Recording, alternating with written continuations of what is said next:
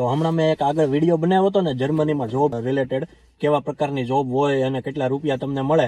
તો એમાં બહુ બધા મિત્રોની કમેન્ટ આવી હતી કે ભાઈ ઇલેક્ટ્રિક ફિલ્ડ છે, નર્સિંગ ફિલ્ડ છે કે બીજી કોઈ ફિલ્ડ છે, એમાં કેટલી સેલેરી હોય અને કેટલો પગાર મળે. તો મેં ટ્રાય કરી છે બધાને કમેન્ટમાં જવાબ આપવાની, પણ આ વિડીયો હું સ્પેસિફિક છે ને ડેડિકેટેડ ફિલ્ડ માટે બનાવું છું. એટલે કે આ વિડીયોમાં છે ને હું વાત કરી ઇલેક્ટ્રિક એન્જિનિયરિંગની ફિલ્ડ.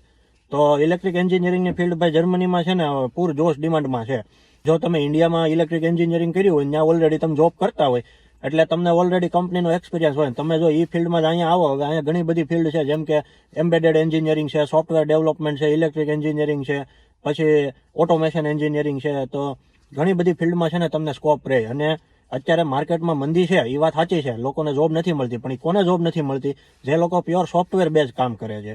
કેમ કે માર્કેટમાં બહુ બધા એઆઈ આવી ગયા છે કે જે એઆઈ થી કામ થઈ જાય છે, એટલે લોકોની જરૂર નથી, એટલે જોબ માર્કેટ ખરાબ થઈ ગયું છે. પણ જો તમે મારી જેમ મશીન ને સોફ્ટવેર વાળા કામ કરતા હોય ને, તો ભાઈ તમારી પૂરજોશ ડિમાન્ડમાં છે. મારી ફિલ્ડમાં હું કોઈ એવો માણસને નથી ઓળખતો કે જે નવરો બેઠો હોય જોબ ન મળતી હોય.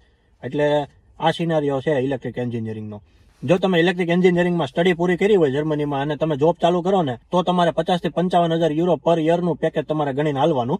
અને પછી એ છે ને ભાઈ વધતું જાય, જેમ તમારો એક્સપિરિયન્સ ને તમારી આવડત વધતી જાય ને એમ પેકેજ વધતું જાય. એટલે આ વાત થઈ ઇલેક્ટ્રિક એન્જિનિયરિંગની. હવે તમે જો જર્મનીમાં જ આવતા હોય ને ઇલેક્ટ્રિક એન્જિનિયરિંગ કરીને પછી આગળ કોઈ પણ કંપનીમાં કે ફિલ્ડમાં કામ કરવું હોય ને, તો મેઇન વસ્તુ છે એ છે લેંગ્વેજ.